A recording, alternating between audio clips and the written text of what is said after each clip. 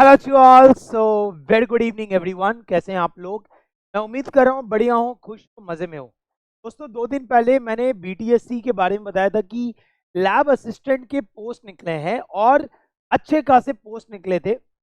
अब जो इन्होंने नोटिफिकेशन रिलीज कर दिया है, क्योंकि बोला गया था कि डिटेल्ड नोटिफिकेशन जो होगा वो 6 तारीख को रिलीज हो जाएगा। ठीक है, मुझे पता है आप सब बच्चे एसएससी जेई का भी डिटेल्ड नोटिफिकेशन का वेट कर रहे हो, बट अभी पहले बात कर लेते बीटीएससी के लिए। तो मेरे दोस्त, ये खुशखबरी उन बच्चों के लिए है जो फीमेल कैंडिडेट्स है, जो गर्ल्स हैं, के लिए यहाँ पे थोड़ी सी खुशखबरी है। क्यों है मैं अभी बताऊंगा, बट बिफोर दैट ये नोटिफिकेशन कहाँ रिलीज हुआ है? btsc.bihar.gov.in।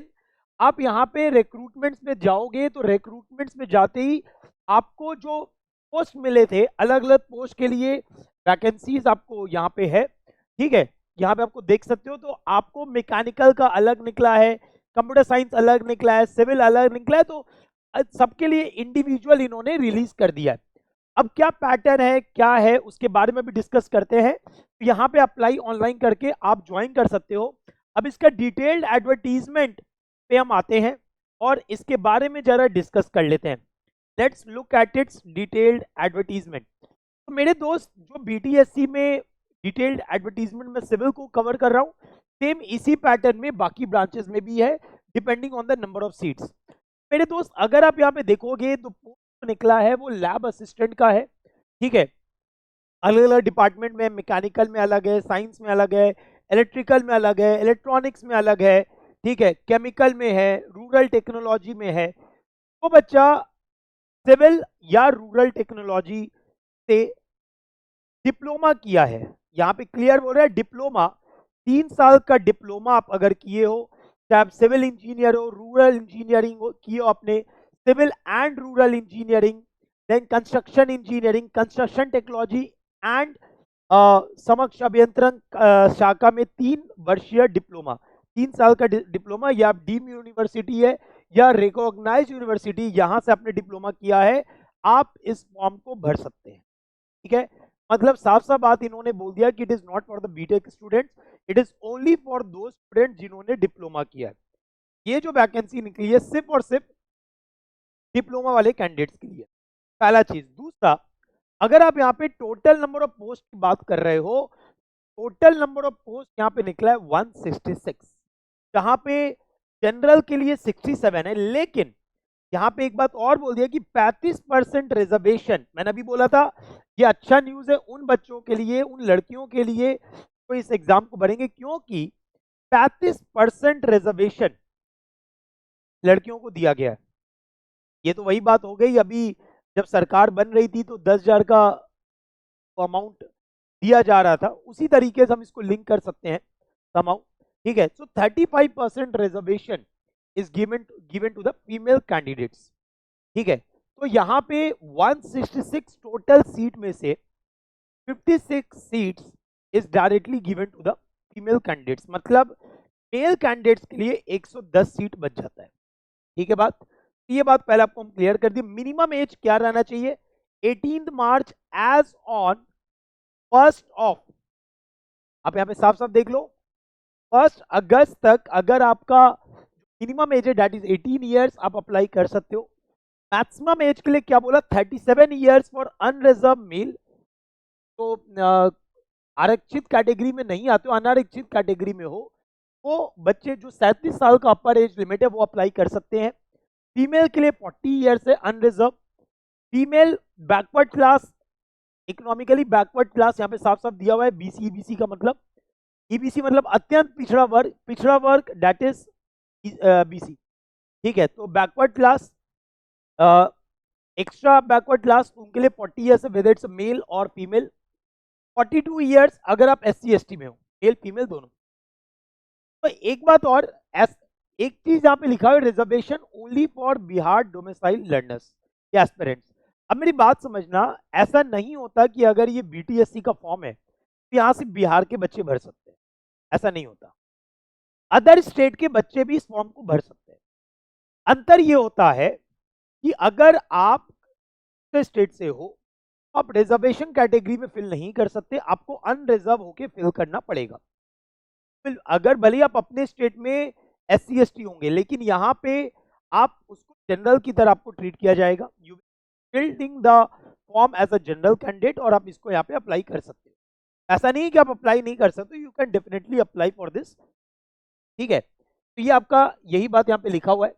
ठीक है, तो आरक्षण का जो मैंने बात बोला ना, आरक्षण का लाभ उन्हीं उम्मीदवारों को मिलेगा जिनका स्वाई निवास बिहार राज्य में है। सिंपल सा बात है, आरक्षण की बात हो रही है, जो बिहार राज्य के बच्चे हैं उन्हीं को ही आरक्षण है, बाकी बच्चों को आरक्षण नहीं है। ये बात यहाँ पे लिखा हुआ है।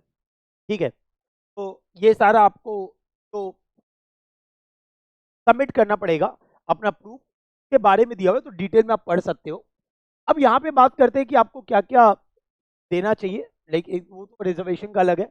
अपार्ट फ्रॉम दैट एक आधार नंबर आप डिटेल दे सकते हो, या अगर आप पास आधार में फोटो सही नहीं है तो आप पैन कार्ड या ड्राइविंग लाइसेंस का भी फोटो डाल सकते हो।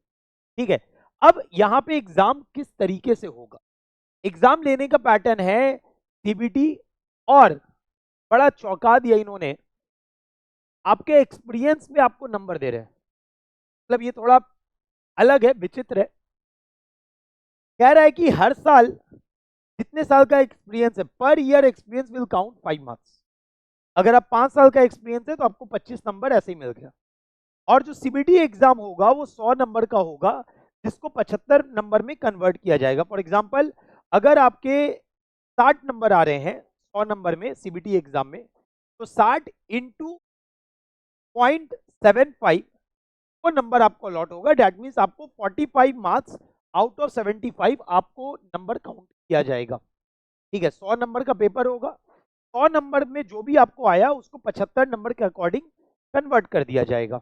ठीक है, बेसिकली कुछ नहीं करेगा, 0.75 से मल्टीप्लाई कर देंगे। ठीक है, तो CBT आपका 100 नंबर का होगा, 2 घंटे का पेपर है, MCQ रहेगा, multiple choice question, 100 question 120 minute, simple सा मतलब है टिक करने वाले क्वेश्चन। ठीक है, तो अगर आप SSC JEE के लिए ऑलरेडी प्रिपेयर कर रहे हो तो मुझे नहीं लगता आपको प्रॉब्लम होगा। क्यों मैं ऐसा बोल रहा हूँ, क्योंकि ये प्योर टेक्निकल पेपर होने वाला है, this is pure technical paper. और मेरे दोस्त निगेटिव मार्किंग भी है, अगर आप गलत जवाब दोगे तो 0.25 मार्क्स का निगेटिव मार्किंग भी है। अच्छा, यहाँ पे आपको इस एग्जाम को क्वालिफाई करने के लिए CBT में जनरल कैटेगरी वाले बच्चों को 40% मिनिमम स्कोर, मतलब 100 में 40 नंबर तो आपको स्कोर करना है CBT।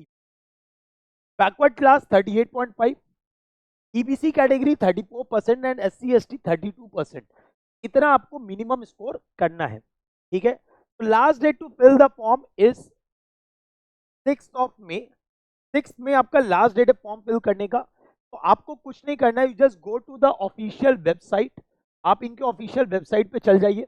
ठीक है, यहाँ पे जाके अप्लाई ऑनलाइन पे क्लिक कर दीजिए। देखो आपका यहाँ पे पार्ट है दैट इज सिविल इंजीनियरिंग, यहाँ पे आप अप्लाई ऑनलाइन करेंगे। जैसे आप अप्लाई ऑनलाइन करेंगे आपको यहाँ पे अप्लाई ऑनलाइन का ऑप्शन आ रहा है, इस पर हमने क्लिक कर दिया। अब यहाँ पे कैंडिडेट रजिस्ट्रेशन है, इस पर आप क्लिक कर दोगे।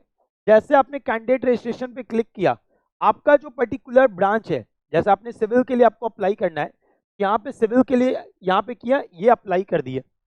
ठीक है, सैंपल आपको गाइडलाइन यहाँ पे दिया होगा, ये देखो सैंपल आपको गाइडलाइन यहाँ पे आपको ओपन हो गया। 166 पोस्ट है, qualification, click on registration, registration पे क्लिक करोगे आपका फॉर्म ओपन हो जाएगा। ठीक है, यहाँ पे आइए एक्सेप्ट करोगे और आपका फॉर्म ओपन हो गया, अपना डिटेल भरिए और फर्दर आप आगे फॉर्म को कंप्लीट करेंगे। देन पेमेंट के टर्म में आप बात करें तो 100 रुपीज़ का आपका पेमेंट है, तो अप्लाई करने के लिए आपको चाहिए, प्लस जो बैंक के चार्जेस होंगे जो मिला के आपको फाइनल पे करना होगा, and the payment will be only online. ये चीज़ आप ध्यान रखेंगे जब आप इसका पेमेंट कर रहे होंगे। ठीक है, तो जो भी बच्चे एलिजिबल है they can apply for this. और मेरे दोस्त, मेरी कोशिश ये होती है कि आपको सही तरीके से डिटेल्ड वे में और कम समय में जो ज़रूरी बातें वो आपको बता पाएं, ताकि जो बच्चे एलिजिबल है उनके तरफ उनके पास नॉलेज पहुंच पाए, और अगर आप अप्लाई करना चाहते हो अप्लाई कर दो।